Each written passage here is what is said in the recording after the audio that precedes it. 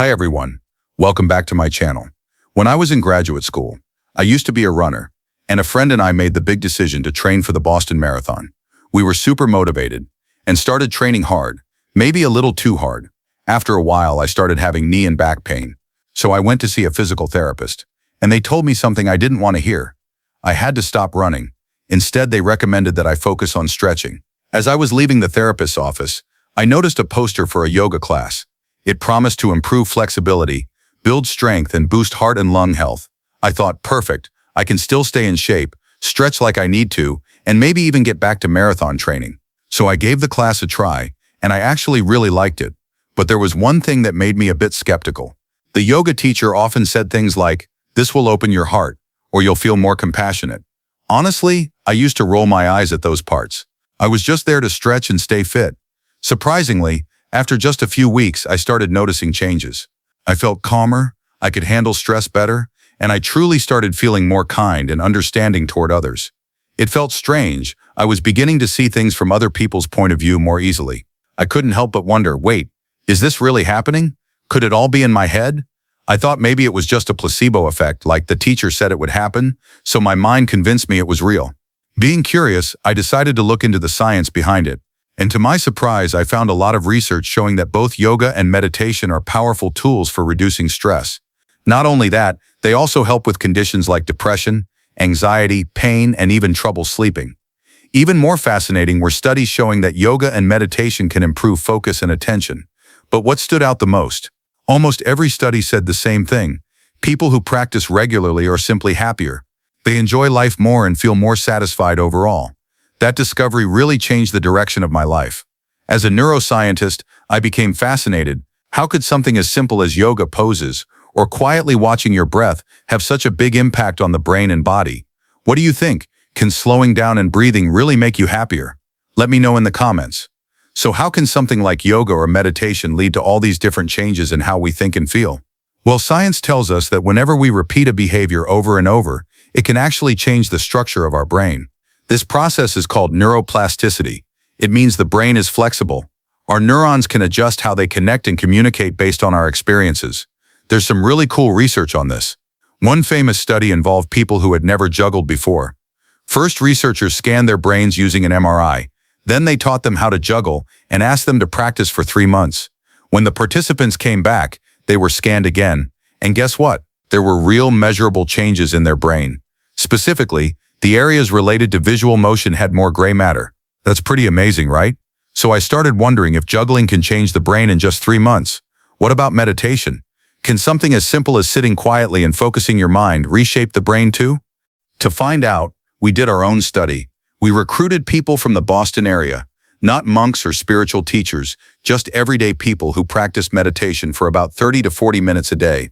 We put them in an MRI scanner and compared their brain images to people who didn't meditate, but were otherwise similar in age, background, and lifestyle. What we discovered was fascinating.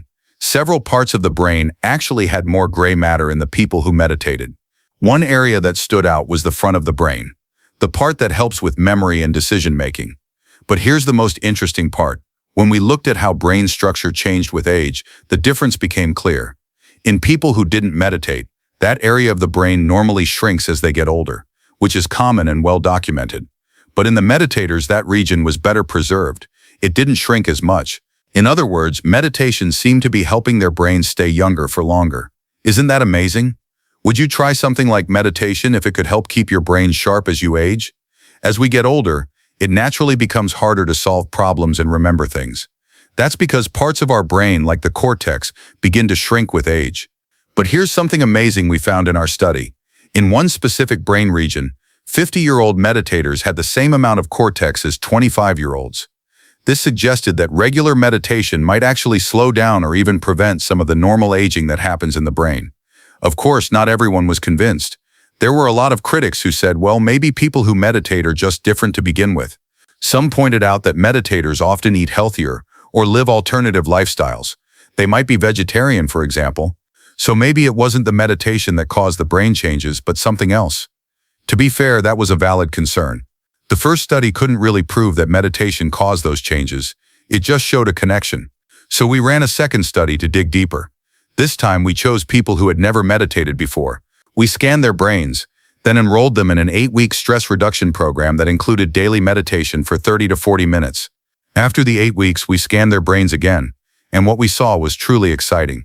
Several areas of their brains had grown in size. One of the key regions was the hippocampus, which helps with memory, learning, and emotional control. Interestingly, people with depression or PTSD often have less gray matter in this area, so seeing it increase was a big deal. Another area that changed was the temporoparietal junction, located just above the ear. This part of the brain is involved in empathy, compassion, and the ability to see things from someone else's perspective. All qualities people often say improve when they start meditating or doing yoga. We also noticed changes in the amygdala, which is the part of your brain responsible for the fight or flight stress response. But here's the twist. Instead of growing, this region shrunk, and the amount it shrunk was connected to how much stress people said they were feeling. Less stress meant a smaller amygdala. That was a powerful finding and supported what we've seen in some animal studies too. So can something as simple as meditation truly reshape your brain and help manage stress, emotions, and even aging? What are your thoughts? Would you give meditation a try if it could help you stay calm and focused? Some of my colleagues ran a really interesting experiment with animals. They took happy, healthy rodents and placed them in a normal cage environment. First, they measured the size of their amygdala, the part of the brain that processes fear and stress. Then they put these animals through a 10-day stress routine. After that, they measured their brains again, and guess what? The amygdala had grown. It got bigger under stress. But here's the part that really surprised us. Even after the stressful experience ended, and the animals were back in their safe, comfortable cages, the amygdala stayed large, and behaviorally, they still seemed anxious. They were no longer exploring like they used to. They cowered in corners and acted as if they were still under threat, even though the stress was gone. This is exactly the opposite of what we saw in our human meditation study. For the people who meditated, nothing about their stressful lives had actually changed. They still had demanding jobs. Life's problems hadn't magically disappeared. The world was still the same, but their amygdala shrank, and they reported feeling less stressed. What this tells us is powerful. The changes in the brain weren't just reactions to a new environment. They reflected a change in how people related to their environment. In other words, meditation didn't change the world around them. It changed how they responded to it. And here's the best part. It wasn't just people saying, "I feel better" to please us, or because of the placebo effect. The MRI scans showed a real, biological reason why they were experiencing less stress. Their brains had physically changed. So the big message I want to leave you with is this: meditation can literally change your brain. And remember, beyond the body isn't just a channel, it's a mirror, a sanctuary, and a place to reconnect with who you truly are. Like, share, and subscribe, and stay connected with us on this journey.